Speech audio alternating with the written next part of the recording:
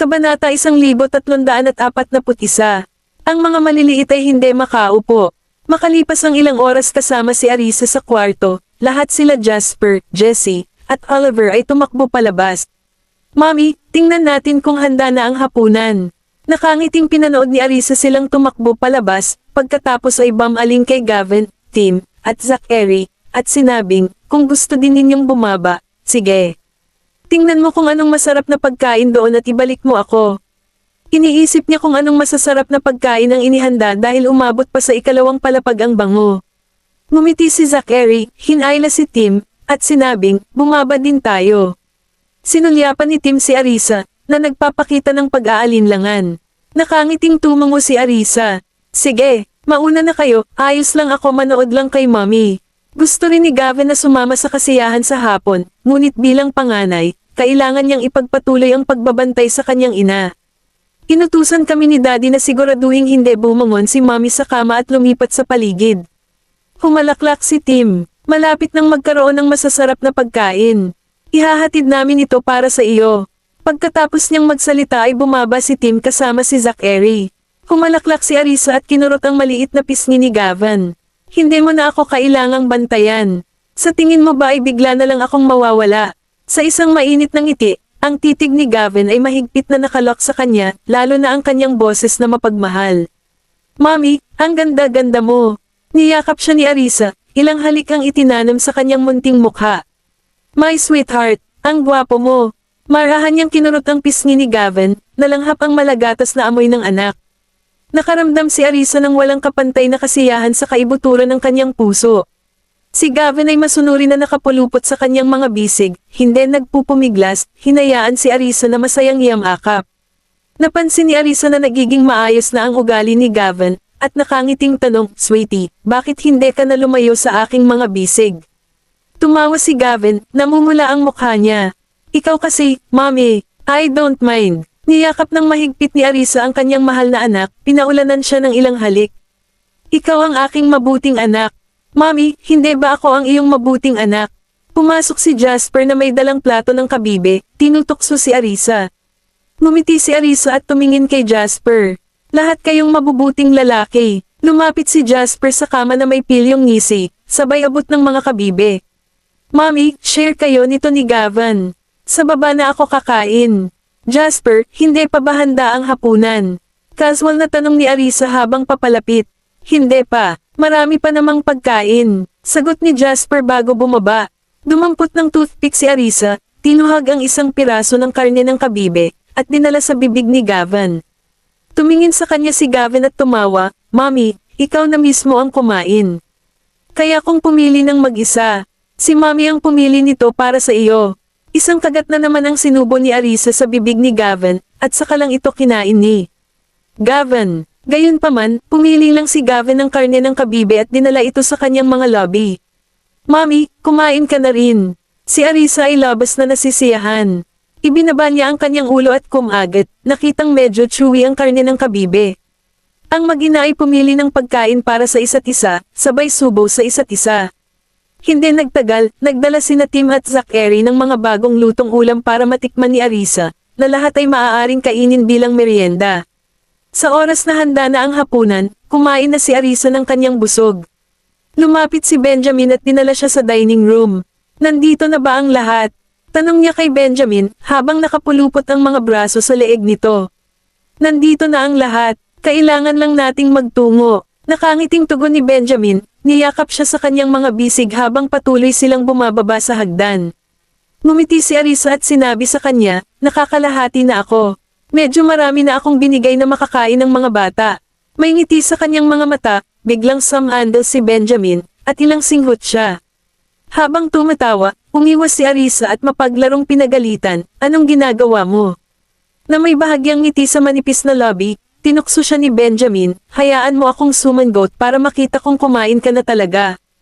Iginala ni Arisa ang kanyang mga mata sa katahimikan, bumubulong sa ilalim ng kanyang hininga, as if it could be fake. Bahagyang tumawa si Benjamin. Tinatawag sila ni Sean at ng iba pa mula sa dining room, hinihimok silang pumunta kaagad.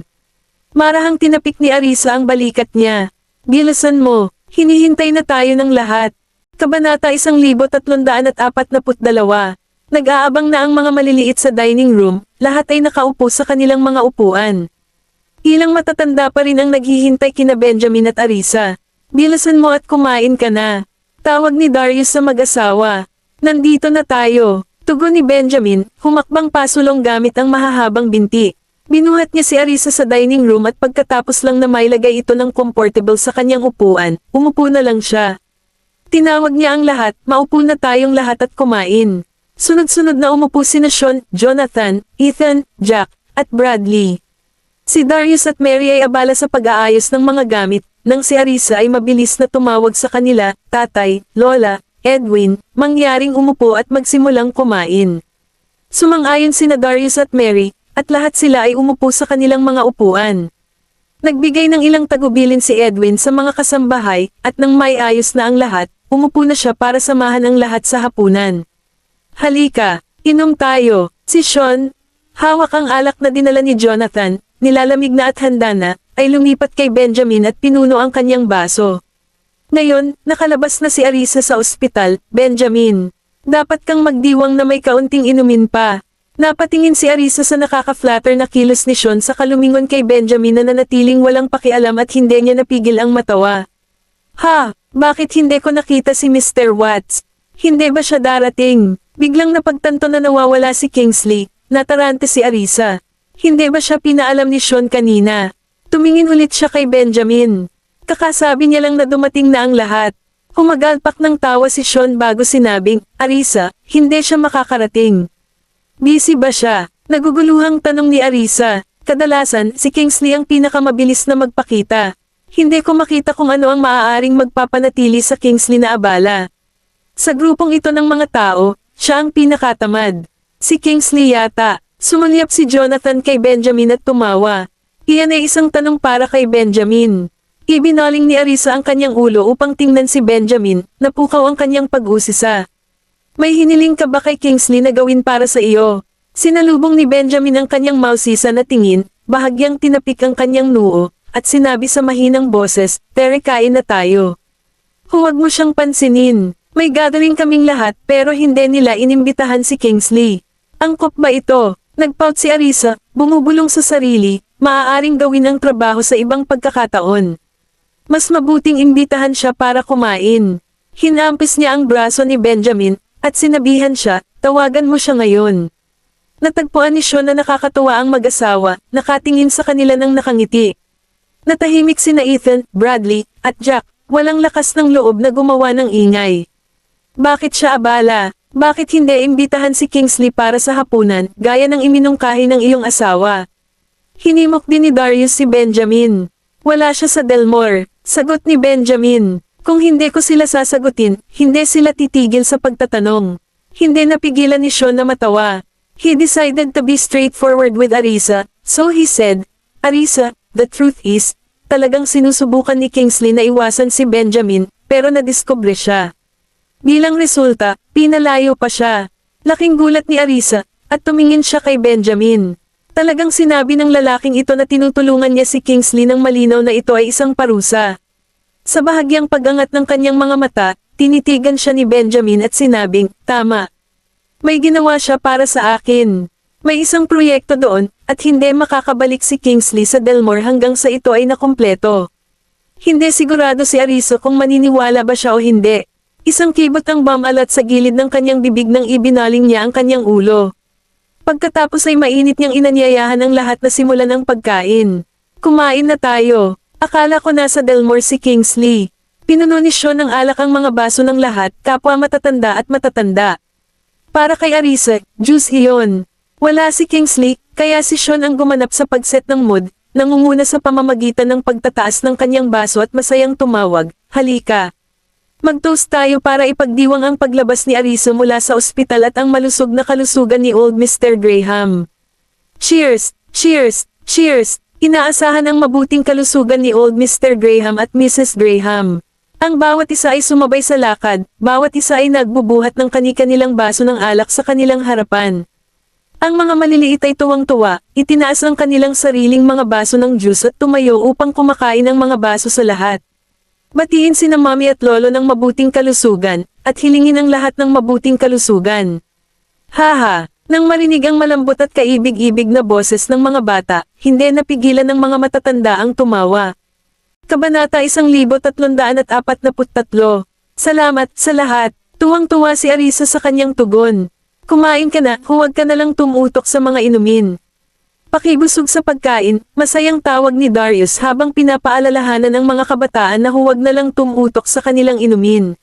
Benjamin, ihain mo ang iyong asawa ng pagkain, sumulyap si Darius kay Benjamin at itinuro.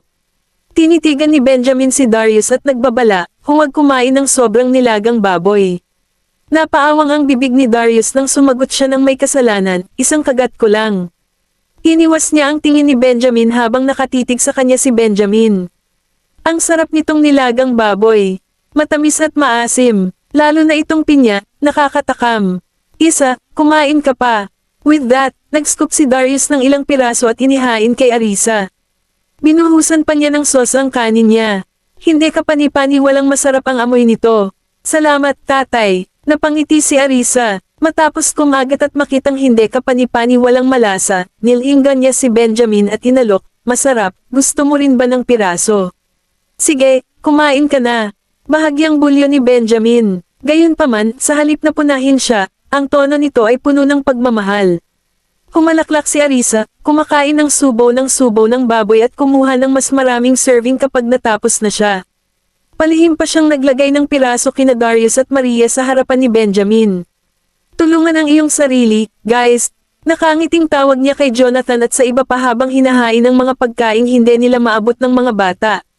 Sige, we will. You don't need to fuss over us, Arisa. We will not hold back. Nakangiting tugon ni Jonathan, umiinom at kumakain kasama ang lahat. Gagawin ko. Kumain ka na. Hinayla ni Benjamin ang kanyang kamay, kinuha ang kanyang kutsara, at sinimulang ihatid ang mga bata. Salamat, Mommy. Salamat, Mr. Graham. Ang mga bata ay sumanghap hanggang sa ang kanilang mga pisngi ay magmukhang mas matambok kaysa sa isang prairie possum. Ang kanilang mga boses ay kasing banayad ng simoy ng tagsibol. Hindi napigilan ni Sean at Ethan na maghain ng dagdag na pagkain para sa mga bata, lahat ay mababad sa kanilang matatamis na boses. Isang ngiti ang sumilay sa lobby ni Jonathan habang pinagmamasdan ng mga kaibig-ibig na bata. Nilinggan niya si Benjamin at nagtanong, bakit ka pa rin nila tinatawag bilang Mr. Graham? Kalmadong tumingin si Benjamin at mahinahong sumagot, kahit anong tawag nila sa akin, hindi nito mababago ang katotohanan na ako ang kanilang tunay na ama. Huminga ng malalim si Sean at ang iba pa. Si Darius lang ang naglakas loob na asarin siya. Oo naman, masasabi mo iyan. Ngunit ang pagtawag ba sa isang tao ay daddy, ay katulad ng pagtawag sa kanila ng Mr. Graham. Mga tao, iisipin mong tiyuhin kanila imbes na papa nila. Kung tutusin, hindi naman ibig sabihin na magkamukha sila ay mag-ama na sila. Maaari rin silang magtiyuhin at pamangkin. Haha, nagtawanan si Sean at ang iba habang umasim ang mukha ni Benjamin. Tiningnan ni Arisa si Benjamin at marahang bamulong, nagbibiro lang sila. Ibinaba ng lahat ang kanilang mga ulo habang si Benjamin ay nagwawalis ng matalim na tingin sa kabuuan ng silid. Tumingin si Gavin sa mesa at naghain ng isang piraso ng tupa para kay Benjamin. Daddy, ito ay para sa iyo. Kumain ka na dali, baka mawala ito. Nag-init ang puso ni Benjamin habang sinusulyapan ng anak. Okay, subukan mo rin ang ilan dito. Sumunod naman si Zachary, nagsilbi kay Benjamin ng ilang nilagang tadyang ng baboy bilang tanda ng paggalang. Sina Tim, Oliver, Jasper, at Jesse ay nagsilbi rin kay Benjamin ng isang bahagi ng paborito niyang pagkain. Daddy, kumain ka na. Naglaro ang bahagyang ngiti sa gilid ng lobby ni Benjamin habang nakatingin sa grupo ng mga bachelor na nakaupo sa tapat niya. Bakas sa mga mata niya ang pagmamayabang. Mas masarap lang ang pagkaing inihain ng mga bata. Walang mababago ang inggit mo. Sina Jonathan, Sean, Ethan, Jack at Bradley ay hindi nakaimik, habang sina Darius, Mary, at Edwin ay nagbahagi ng tahimik na tawa. Palihim na tinulak ni Arisa si Benjamin.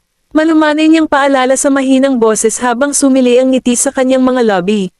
Sapat na, mag-ingat sa galit ng publiko. Sinadya kong guluhin ang kanilang mga balahibo. Ngumisi ng masama si Benjamin. Nawala ng masabi si Arisa habang umiiling sa tuwa. Kabanata 1344. Mami, gusto mo pa ng juice? Sumilip si Tim kay Arisa, nag-aalok na i-refill ang kanyang tasa. Wala na para sa akin. Kakain ako ng sopas mamaya. Nilinggan ni Arisa ang anak, napansin niyang wala na masyadong katas. Maaari mong ibahagi ang natitira. Lolo sa tuhod. Mr. Whitley, gusto mo ba ng mas maraming juice? Tanong ni Tim sa iba pang matatanda. Hindi salamat. Nakangiting sagot ni Darius, wala na rin para sa akin. Mauna na kayo. Ngumiti si Mary kay Tim nang magiliw. Pasa rin ako, Tim. Mag-enjoy kayo. Tanggi ni Edwin na may kasamang tawanan. Humalaklak si Tim, saka nagpatuloy sa pagbuhos ng juice para kay Gavin at sa iba pa. Kumain ka muna at uminom ka mamaya. Hindi ka makakain ng pagkain mo kung mabusog ka ngayon ng inumin. Babala ni Arisa, wala na silang ibang makakain kung uminom sila ng juice ngayon. Nginitian siya ng mga bata bago itabi ang kanilang mga juice at kumain ng kanilang pagkain. Habang kumakain, si Benjamin, Jonathan, Sean, at ang iba pa ay uminom ng kaunting red wine at halos hindi kumain ng kanilang pagkain. Nakadalawang plato na ng pasta si Arisa, pero wala pa silang kinakain. Huwag ka lang mag-focus sa pag-inom, may pasta para i-line sa tiyan mo. Mamaya ka na lang malungkot kapag nalasing ka. Sigurado ka, Arisa, kakayanin ni Benjamin ang kanyang alak, tama ba, Benjamin? Pambabala ni Sean kay Benjamin habang ni-refill ang cup niya. Tumawa si Jonathan bilang pagsang-ayon. I can vouch for this. Benjamin never get drunk unless he wants ta. Tumango naman sina Ethan at Jack bilang pagsang-ayon dahil alam din nila ang kapasidad ng pag-inom ni Benjamin. Mahusay na pinangangasiwaan ni Benjamin ang kanyang alak sa aming lahat. Wala pa akong nakitang sino mang maaaring lumampas sa pag-inom sa kanya. Sinulyapan sila ni Arisa bago bumaling kay Benjamin. Iniwasan ni Benjamin ang kanyang mga mata dahil tila hindi siya mapalagay. Sinaman ng tingin ni Benjamin si Sean at ang iba pa. Sinabi niya sa isang babalang tono, sino ang nagsabi na hindi ako maaaring maglasing? Hindi pa ako nang ahas na magpakawala kapag ako ay nasa labas. Benjamin, huwag mag-atubiling uminom sa iyong puso ngayong gabi. Nandito kaming lahat sa iyo. Ngumiti si Sean kay Benjamin bago bumaling kay Arisa. Ayos lang ba, Arisa? Tumawa si Arisa. Bakit hindi mo siya tanungin? Hindi ako ang umiinom. Bahala siya kung gusto niya o hindi. Ayaw lang namin na mag-alala ka. Huwag mag-atubiling uminom sa iyong puso dahil nasa bahay tayo. Mapagbigay na sabi ni Arisa. Malaya silang gawin ang anumang bagay na makapagpapasaya sa kanila mula noong sila ay nasa bahay. Kung hindi, ano ang silbi ng pagtitipon sa bahay? Hindi naman siya nag-alala dahil may magbabantay sa kanila kapag nalasing sila. Benjamin, bottoms up. Nag-toast si Sean ng kanyang baso kay Benjamin. Kinuha ni Benjamin ang kanyang baso ng alak, ibinalik ang toast, at ibinaba ang kanyang baso. Kinuha ni Sean ang bote ng alak at nilagyan muli ang baso niya. Sa sandaling iyon, nakatanggap siya ng tawag mula kay Kingsley. Jonathan, sunduin mo ako. Nakangiting sinagot ni Jonathan ang tawag nang makitang si Kingsley iyon. Binuksan niya pa ang speaker. Si Kingsley naman, Sean, iligtas mo ako. Nanginginig ang boses ni Kingsley na natangay ng umaalingaw-ngaw na hangin. Paulit-ulit itong naputol, malamang dahil sa mahinang signal. Umupo si Sean at tumawa. Masyado akong malayo para iligtas ka. Dapat mong kausapin si Benjamin tungkol dito. Wala akong kapangyarihang tumulong. Ang tusong lalaking iyon. Kung hindi dahil sa kanya, hindi ako maghahirap sa itinakwil ng Diyos na lugar na ito. Walang kaluluwang nakikita ng milya-milya.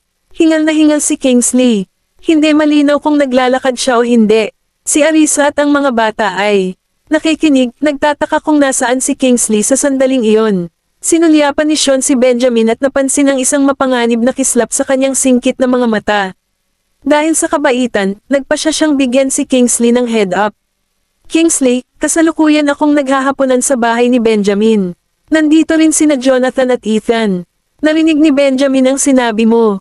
Matagal nang walang tunog mula sa kabilang dulo. Ngunit hindi malinaw kung ito ay dahil sa mahinang signal o iba pa.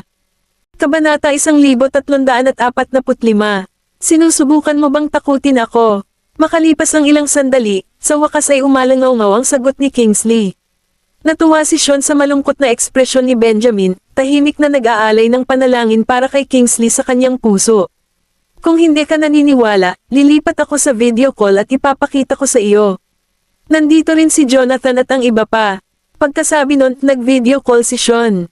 Maaaring talagang may ilang mga issue sa signal dahil nag-freeze ang video sa sandaling kumonekta si Kingsley at bumalik lang sa normal pagkatapos ng ilang segundo. Itinaas ang kanyang telepono, pinanood ito ni Sean at binigyan si Kingsley ng buong tanawin ng kanyang paligid. Bukod sa sandamakmak na masasarap na pagkain na nagpatubig sa bibig ni Kingsley, nandoon ang lahat, sabay-sabay na kumakain. Nang makita ang mukha ni Benjamin, naramdaman ni Kingsley na iuntog ang kanyang ulo sa dingding. Agad siyang humingi ng awa. Boss, you're really having dinner with Sean.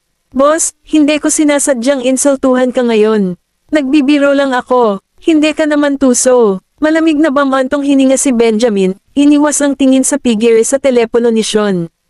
Ano ang pakiramdam doon? Ngumuso, mabilis na nilero ni Kingsley ang sympathy card. Benjamin, ang lugar na ito ay sadyang hindi akma para sa mga tao. Tingnan mo ako, madumi ako, at walang kaluluwang nakikita. Natatakot ako, wala akong kahit isang patak ng tubig na maiinom. Mangyaring tumawag ng isang tao na pumunta at ibalik ako. Aba, tinatawag pa niya si Benjamin sa pangalan ngayon. Bumubula si Mirth sa loob ni Arisa. Nasaan ka ba talaga? Hindi niya maiwasang ma-curious matapos marinig ang paghikbi ni Kingsley, lalo na't walang nagsabi sa kanya kung nasaan siya. Pakiusap, iligtas mo ako, Arisa. Iniwan ako ni Benjamin sa isang pinabayaan ng Diyos na lugar kung saan walang kaluluwa. Ito ay isang disyerto sa abot ng mata. Kung mamamatay ako dito, ito ay magdudulot ng labas na sakit sa aking mga magulang. Humagalpak ng tawa si Arisa. Well, he must be in pretty bad straits since binanggit pa niya ang parents niya. Sa nakikita mo na marami ka pang nakakapagsalita, hindi ka dapat malapit sa kamatayan. Manatili ka doon, at gawin mo ang iyong trabaho para sa akin. Malamig na sambit ni Benjamin, hindi nalinlang sa pagpapanggap ni Kingsley. Ha! Sa bingit ng luha, mabilis na sumigaw si Kingsley, talagang nagulo ako, Benjamin. Hindi ko dapat sinama si Gavin at ang iba pa para turuan ng leksyon ng isang tao. Hinding-hindi na ako mangangahas na gawin ito muli. Nagulat si Arisa, at napalingon siya kay Benjamin. Kaya, ito ang dahilan kung bakit niya iniwan si Kingsley sa disyerto. Sinaman ng tingin ni Benjamin si Sean. Nang maunawaan ang kanyang kahulugan, agad na ibinaba ni Sean ang telepono.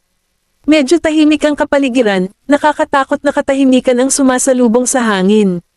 Lahat ng 6 na bata ay hindi ng ahas na sumilip, maingat na itinoon ang kanilang mga mata sa direksyon ni na Benjamin at Arisa. Natuklasan na ang lahat ng aming ginawa, at dahil sa pangyayaring iyon kaya pinapunta si Mr. Watts sa disyerto ni Daddy. Makukuha din ba natin ngayon? Bakit hindi na kayong lahat kumakain? Nakangiting pinagmasdan ni Arisa ang lahat ng nasa dining. Mesa na huminto sa pagkain. Haha, kumain na ako. Sabi ni Sean sabay kagat ng bala. Ga, kung alam kong nangyari ito ng mas maaga, hindi ako nag-video call kay Kingsley. Kung gayon, ang usaping ito ay hindi na sana dinala. Anong mood dampener? Nakangiting lumingon si Arisa sa mga bata. Ang mga sextuplet ay hindi maipaliwanag na nakonsensya nang makita ang kanyang nakangiting tingin at mabilis na umiwas ng kanilang mga mata. Sus, medyo nakakatakot si Mommy. Hiramphing sa loob-loob, ibinaling ni Arisa ang kanyang tingin kay Benjamin at nakangiting nagtanong, may itinatago ba kayo sa akin? Hinawakan ni Benjamin ang nagtatanong na tingin at kinuha sa kanya ang ilan sa kanyang paboritong pagkain bago ipinaliwanag ng mahinahon, hindi ako ang naglilihim sa iyo, kundi ang mga bata ang naglilihim sa atin. Kumain muna tayo. Nang marinig iyon, ang mga bata ay ibinaba ang kanilang mga ulo. Si Arisa ay sumulyap sa kanila sa gilid at natawa nang makitang ibinaon nila ang kanilang mga ulo sa kanilang pagkain ng may kasalanan. Mas mabuting bigyan mo ako ng tamang paliwanag mamaya. Naiintindihan mo, Mommy, pabulong na sagot ng mga bata. Walang ideya si Jonathan kung ano ang nangyayari. Tahimik niyang pinagmamasdan ang mga bagay-bagay. Ngunit gayon pa man, hindi niya moari. Ang dahilan. Samantala, naawa sina Sean at Ethan sa mga bata. Pagkagat ng bala, nagmakaawa si Ethan sa kanilang ngalan. Kasalanan ko ang lahat, Mrs. Graham. Hindi ko dapat sila dinala. Kabanata 1346. Anong ginawa mo sa kanila? Nagtataka na tanong ni Darius kay Ethan, nagulat na dahil sa mga bata kaya ipinadala ni Benjamin si Kingsley sa disyerto. Napalunok si Ethan dahil sa kaba. Sa matitinding titig ni na Darius at Arisa, wala siyang ibang nagawa kundi ang umamin tungkol sa pagbugbog kay Justin. Dinala namin ang mga bata at pinalo namin si Justin. Napatitig si Arisa kay Ethan bago ito inilipat sa mga bata. Well, lalo silang naging matapang, matalo man si Julian o si Justin. Ang mga ito ay bata pa, ngunit dinala mo sila. Hindi ba't iyon ay walang ingat? Masyadong mapanganib. Saway ni Darius na may bahid na ekspresyon sa mukha. Ang paglalantad sa mga bata sa kaaway ay maglalagay lamang sa kanila sa mas malaking panganib sa hinaharap. Ibinaba ni Ethan ang ulo, hindi naglakas loob na magbitaw ng salita. Hindi namin sila hinayaang ilantad ang kanilang mga sarili sa harap ni Justin, matandang Mr. Graham, nahihiyang paliwanag ni Sean, na inalis ang ngiti sa kanyang mukha. Tiningnan ni Jonathan ang iilan sa kanila. Hindi nakakagulat na pinarusahan ni Benjamin si Kingsley. Ito pala ay dinala niya ang mga bata sa isang mapanganib na pakikipagsapalaran. Hindi nakakagulat na itinigil ni Benjamin ang pagpopondo para sa iyong proyekto sa pananaliksik. Malamig na bamantong hininga si Darius, na sinangayunan ang ginawa ni Benjamin. Napangiti si Sean, hindi na rin naglakas loob na magsalita. Nang maunawaan ang dahilan, nakaramdam si Arisa ng hindi makapagsalita. Gayunpaman, alam din niya ang likas na katangian ng mga bata, lalo na si Zachary at ang iba pa. Tiyak na hindi sila madaling biktima. Kung may ibang pumulot sa kanila, tiyak na gag-antay sila. Mukhang masyadong magaan ang parusa.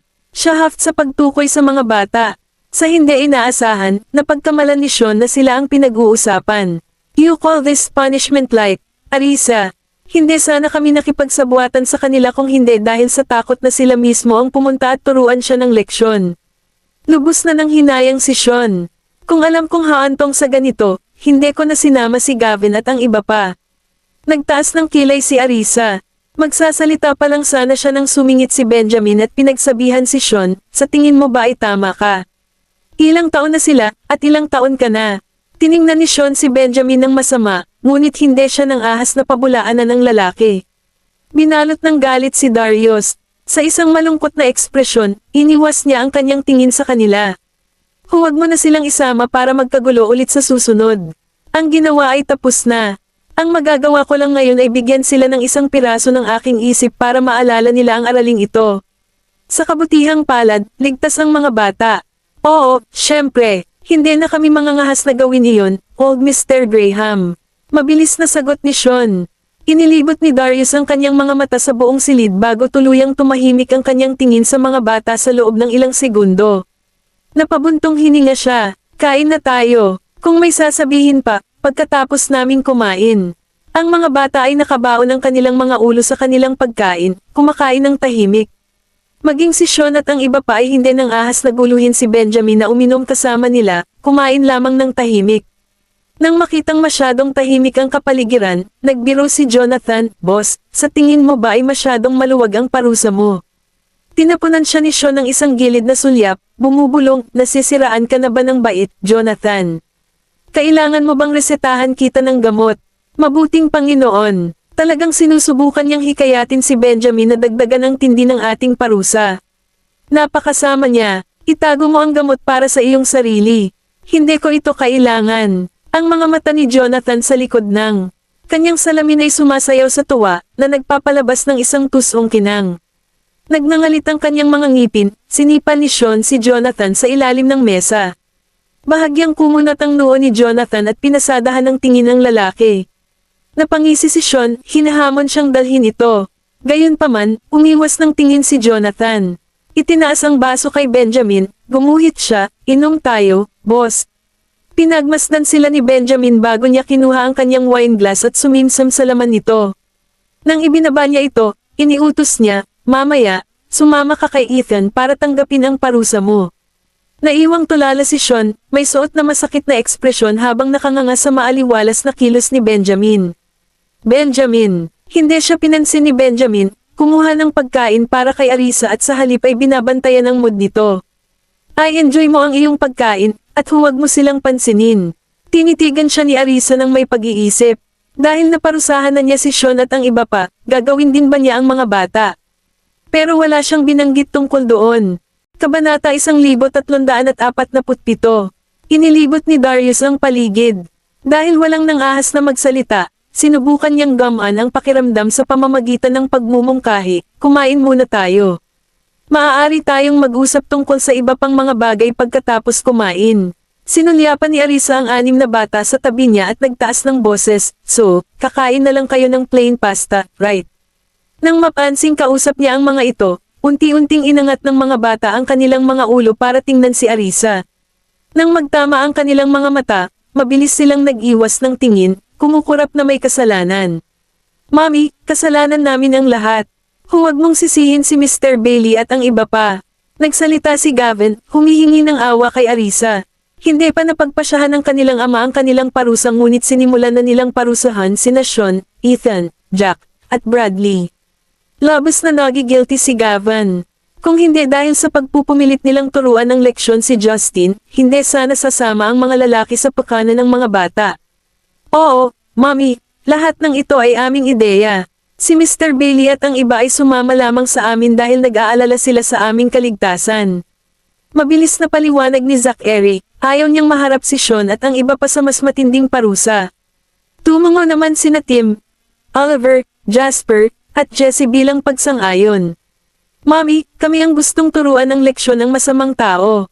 Wala itong kinalaman kay Mr. Bailey at sa iba pa. Napangiti si Arisa, nagsisimula na itong tila siya ang nagpaparusa sa lahat. Gayunpaman, alam niyang kailangan silang disiplinahin. Aniya, noong nakaraan, lahat kayo ay umamin sa akin ng inyong mga pagkakamali at nagmuni-muni pa nga. Pero ano ang nangyari? Sa sandaling nakatalikod ako, muli ka na naman. Lahat ba ng mga pangako na ginawa mo para lang lokohin kami? Ang mga bata ay nalulunod sa pagkakasala.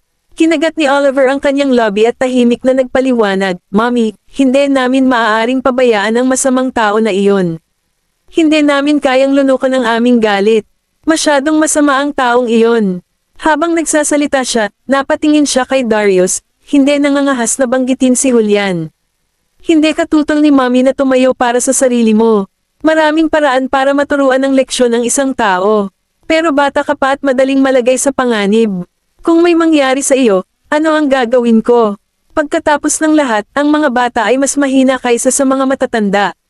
May posibilidad silang kumilos ng walang masusing pagsasaalang-alang, kadalasang inilalagay ang kanilang sarili sa panganib. Mami, pasensya na po. Humingi ng tawad si Oliver. Mami, natatandaan namin ang lahat ng ipinangako namin sa iyo, ngunit mahirap para sa amin na hindi turuan ng leksyon ang masamang tao na iyon, tumingin sa kanya si Jasper at mahinang nagpaliwanag. Mami, nag-iingat po kami. Hindi man lang alam ng masamang tao na kami iyon. Natakot si Jesse habang sinusulyapan si Arisa, natatakot sa galit nito. Mami, nagkamali kami. Maaari mo kaming parusahan kahit anong gusto mo. Binaril ni Tim si Arisa ng maingat na tingin. Sinulyapan sila ni Arisa, napansin ang takot at pag-iingat nilang mga titig. Hindi niya alam kung matatawa ba siya o maiiyak sa inasal nila. Itatago mo pa ba ito sa amin kung alam mong mali ka?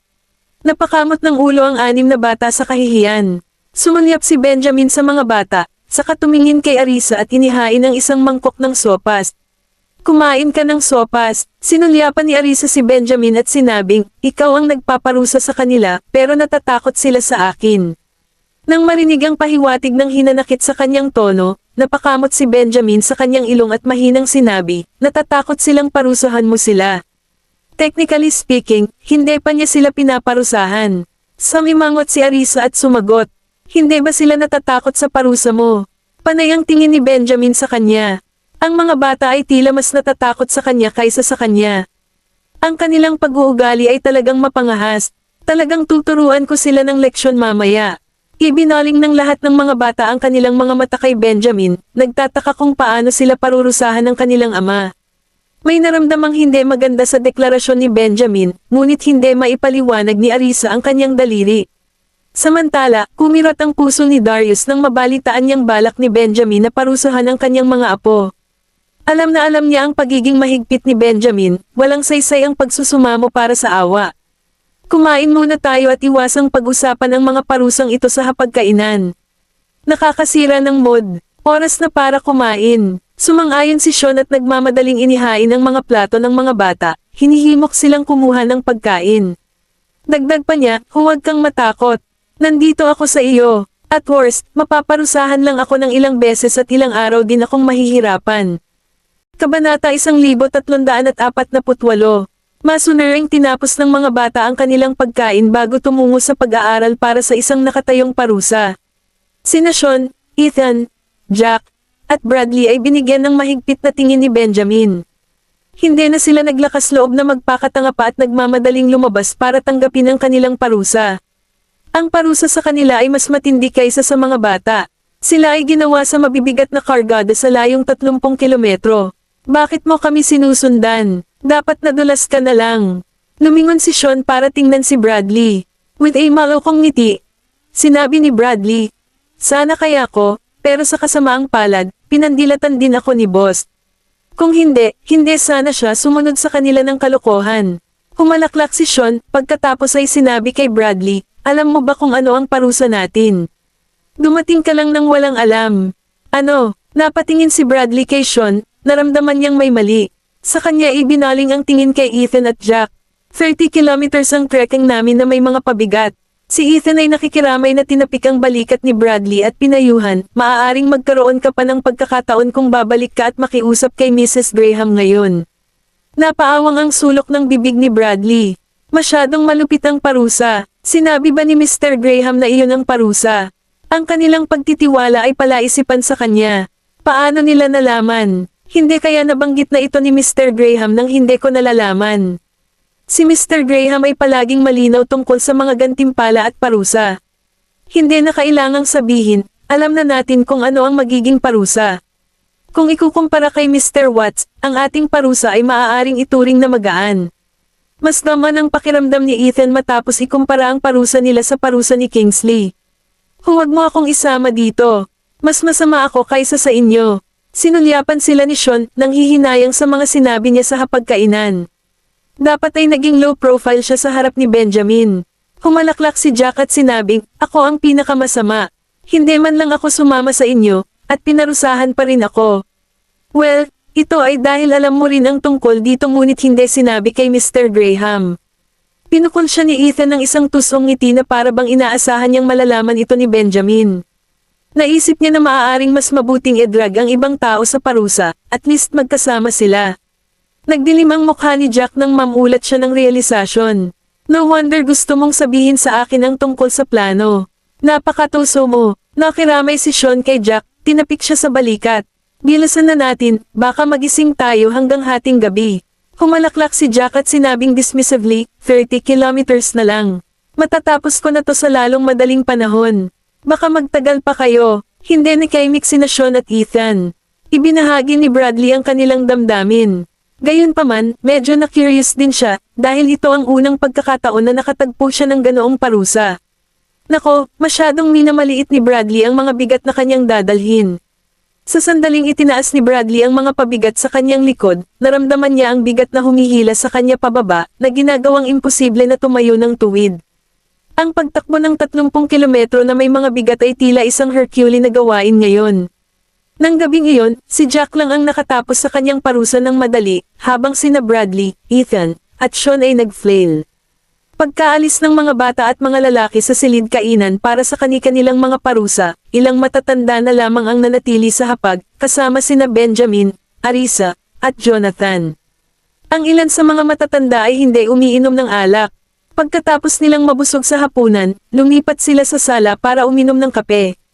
Nais ni Arisa na ipagpatuloy ang pagkain kasama sina Benjamin at Jonathan sa silid kainan. Nang makitang umalis na ang lahat at siya lang ang hindi naparusahan, medyo nakakatuwa si Jonathan. Mrs. Graham, magpahinga ka na. Huwag kang mag-alala sa akin. Iinom lang ako ni Benjamin. No worries, I feel uncomfortable if I sleep right after eating too much, nakangiting sagot ni Arisa habang inililipat ang iba pang pinggan sa harapan nila. Sasamahan ko ba si Lola na mamasyal sa hardin? Lumingon si Benjamin at tinanong si Arisa.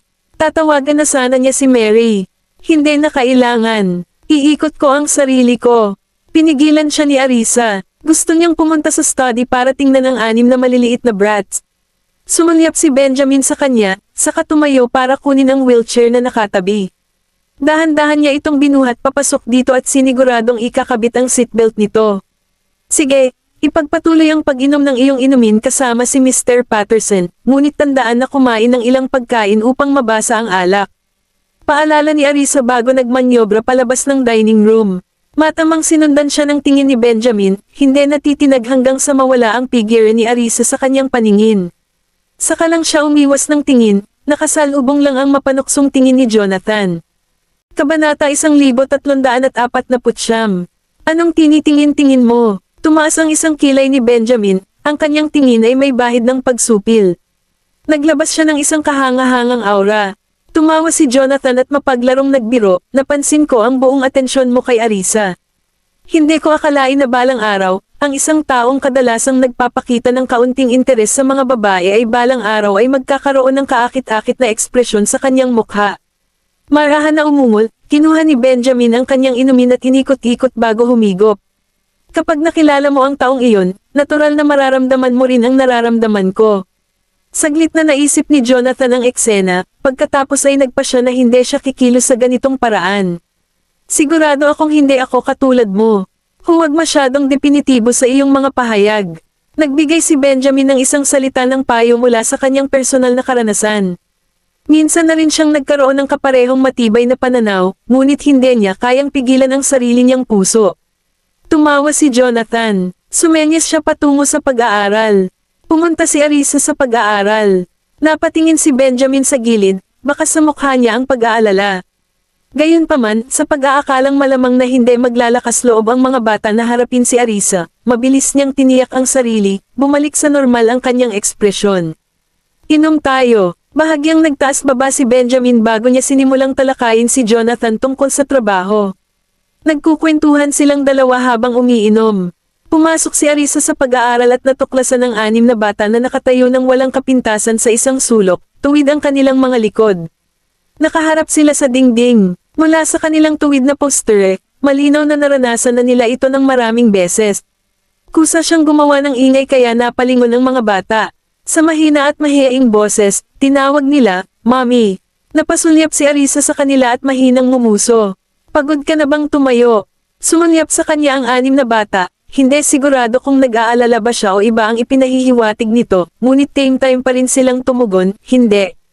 Tutal, ilang minuto pa lang silang nakatayo bilang parusa. Paano kaya sila napagod ng ganoon kabilis? Totoo, ang pagtayo sa sulok bilang isang paraan ng parusa ay tila hindi na magkakaroon ng parehong epekto sa inyong lahat. Humalaklak si Arisa, ngunit ang kanyang tono ay naging dahilan upang si Gavin at ang iba pa ay ibinaba ang kanilang mga ulo at itinoon ang kanilang tingin sa dingding. Pinagmasdan ni Arisa ang kanilang pag-uugali, nakaramdam ng magkahalong saya at pagkayamot, bagamat nagawa niyang mapanatili ang isang binubuong ekspresyon. Para sa paparating na linggo, walang sinuman sa inyo ang pinahihintulutang mag-access ng internet sa inyong mga telepono o manood ng telebisyon. Lahat ng 6 na bata ay nagpakita ng mga pagpapahayag ng dalamhati. Ang kanilang mga individual na interes ay malalim na nauugnay sa internet. Ngayon, hindi lang sila pinagbawalan sa mga online na aktibidad kundi pinagkaaitan din sila ng kasiyahan sa panonood ng TV, kasama na ang mga cartoon series na masugid nilang sinusubaybayan. "Mommy," lumingon ang 6 na bata, naaawang nakatingin kay Arisa. Walang awa si Arisa. "Kung isa sa alang-alang ang parusa, ibinigay ko sa iyo, ito ay medyo maluwag. O mas gugustuhin mong tumakbo ng 30 kilometro sa halip?" Napapikit ang 6 na bata. Ang pagtakbo ng ilang kilometro ay maaaring gawin para sa kanila, ngunit ang 30 kilometro ay tila napakahirap. Si Zachary ang unang ibinaba ang kanyang ulo, gumawa ng isang matalinong pagpili. "Mommy, sige parusahan mo ako. Inaamin ko ang pagkakamali ko." Mabilis na sumulyap sa kanya sina Oliver at Jasper saka nagmamadaling sumunod, tinanggap ang parusa mula kay Arisa. "Mommy, pumayag din kami." Tiyak na ayaw nilang tumakbo ng 30 kilometro. Mabilis at maingat, hinailan ni Jasper ang damit ni Tim, senyales na tanggapin niya kaagad. Naintindihan naman ni Tim at mabilis na tumango. "Mommy, kung ayaw mong gamitin namin ang aming mga telepono o manood ng TV, hindi namin gagawin." Nang makitang pumayag silang lahat at walang naiwan, sinabi ni Gavin, "Mommy, ipinapangako namin na hindi namin gagamitin ang aming mga telepono. Maaari mong kumpiskahin ang mga ito." Nagpout si Jessie. Lubhang miserable ang pakiramdam niya sa pag-iisip na hindi siya makakapanood ng mga cartoons o maglaro ng mga laro para sa buong paparating na linggo. Sinulyapan ni Arisa ang batang babae, bumaba ang boses niya na may awtoridad. Manem, sinulyapan siya ni Jessie, pagkatapos ay sumagot sa mahinang boses, naiintindihan, Mommy. Lumipat ang tingin ni Arisa sa grupo ng mga bata. Wala ni isa sa anim ang nangahas na magbitaw ng salita dahil hindi sila sigurado kung ano pa ang sasabihin niya. Sa kaibuturan, nagtago sila ng isang lihim at nakaramdam ng bakas ng pagkakasala, natatakot na baka matuklasan niya ito. Nagpalitan ng tingin si Gavin kina Tim at Zachary, sumenyas sa kanyang tingin na dapat nilang sabihin kay Arisa ang totoo. Kung hindi, kapag nalaman niya ito, muli silang mapaparusahan. Kabanata 1350. Mommy, mahinang tawag ni Gavin. Nang tumingin si Arisa sa kanya, umatras siya pabalik sa katahimikan. Anong problema? Tumaas ang isang kilay ni Arisa. Mukhang wala siya sa mood ngayon. Umiling si Gavin, inilihis ang topic. Mommy, you should go and rest. Itutuloy natin ang ating standing punishment. Mungkahi niya, sinulyapan sila ni Arisa at binalaan, tumayo kayo. Nandyan lang ang tatay mo sa dining. She was saying na kahit hindi niya sila binabantayan, hindi sila papakawalan ng kanilang ama. Tumango ang anim na bata. Tumalikod sila at nagpatuloy sa pagtayo. Hindi sila nagsisisi sa pagbibigay ng leksyon kay Justin. Ang pambubugbog sa antagonist ay nagdulot sa kanila ng malaking kasiyahan, na naging handa silang magtiis ng kaunting parusa kung kinakailangan. Nagtagal si Arisa sa study bago siya umalis. Umiinom pa rin sina Benjamin at Jonathan sa silid kainan, kaya lumipat siya sa sala. Nang makita ito, tumayo si Mary at naglakad, tinulak siya sa direksyong iyon. Lola, kaya ko na ang sarili ko, hindi mo na ako kailangang itulak. Lumingon si Arisa at sinabi kay Mary. Humalaklak si Mary, mas madali kitang itulak, bakit hindi mo ako tinawagan? Napangiti si Arisa, ito ay remote controlled at ganap na pinapagana ng aking sarili. Isa, halika rito at kumain ng dessert. Lumiwanag ang mukha ni Darius na may magiliw ng ngiti nang makita si Arisa. Nakaramdam ng matinding init si Arisa na para bang sarili niyang lolo. Nakangiting umupo siya sa tabi ni Darius. Tay, huwag kang masyadong kumain, baka mag-alala na naman si Benjamin sa iyo. Tumawa ng mahina si Darius at mahinang sumagot, kung hindi mo sasabihin sa kanya, hindi niya malalaman. Ngumiti si Arisa at nagtanong, Tay, kumusta ang pakiramdam mo nitong mga nakaraang araw? I'm doing just fine. As long as wala ako sa ospital, komportable ako kahit saan. Malaki pa rin ang lakas ni Darius. Nakangiting pinagmamasdan sila ni na Edwin at Mary sa gilid. Personal na inabutan ni Darius si Arisa ng dessert. Ito ay isang bagong dessert na ginawa namin ngayong hapon. Ito ay strawberry flavored at nagdagdag kami ng yogurt upang makatulong sa panunaw. Subukan ito, Manam. Napatingin si Arisa sa kanila. Kumagat siya, at natunaw iyon sa bibig niya na parang ice cream, pero hindi ice cream. Manam, masarap. Hindi napigilan ni Arisa na kumagat muli. Pinagmamasdan ni na Darius, Mary, at Edwin ang kanyang pagkain na may mga ngiti na nakaganyak sa kanilang mga tampok. Ang kanilang mga ekspresyon ay nagpapakita ng pagmamahal at pagmamahal. Isa, nasa study ba si Gavin at ang iba pa? Sinulyapan ni Darius si Arisa at binanggit ang kanyang mga apo. Oo. Nakatayo silang lahat sa sulok bilang parusa. Tumango si Arisa, nagpatuloy sa pagkain ng kanyang dessert. Nabanggit ba ni Benjamin kung gaano katagal sila dapat tumayo bilang parusa? Patuloy na pagtatanong ni Darius. Hindi, kadalasan ito ay tumatagal lamang ng 1 oras o 2.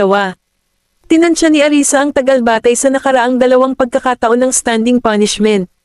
Tumango si Darius, sumulyap sa study. Sumasakit ang puso niya sa mga bata. Noong kabataan niya, si Darius ay nagpapanatili ng isang mahigpit na pag-uugali kay Benjamin. Marahil sa paglipas ng panahon, siya ay naging mas maluwag, nahihirapang masaksihan ang nakababatang henerasyon na napapailalim sa parusa. Alam niyang tama ang ginawa ni Benjamin sa pamamagitan ng pagpaparusa sa kanila, ngunit nakaramdam pa rin siya ng sama ng loob para sa kanila. Napansin ni Arisa ang distressed look ni Darius. Ngumiti ito at hinaliw siya. Pinuntahan ko lang sila, at mukhang iniisip nilang lahat na hindi big deal ang pagiging isang parusa. Sanay na silang lahat, sanay na katayo, medyo napalakas ang boses ni Darius.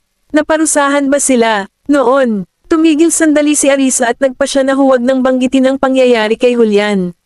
Tinayra nila si Benjamin, kaya ako. Pinarusahan sila sa pamamagitan ng pagpapatayo sa kanila dati. Si Darius ay lumitaw na nabigla, ang kanyang mukha ay nagpapakita ng pag-usisa kasama ang isang dampi ng kaguluhan. Paano nila siya niloko? Sinulyapan ni Arisa si Darius, nakangiti habang kinukwento nito ang tungkol sa mga bata na niloloko si Benjamin sa pag-inom ng isang buong bote ng prune juice na nagbigay sa kanya ng pagtatae. Hindi napigilan ni Darius na tumawa ng malakas habang hinahampas ang kanyang hita. Parehong nabigla sina Edwin at Mary. Sa pag-iisip sa sinabi ng mga bata kanina, hindi napigilan ni Edwin ang tumawa ng malakas,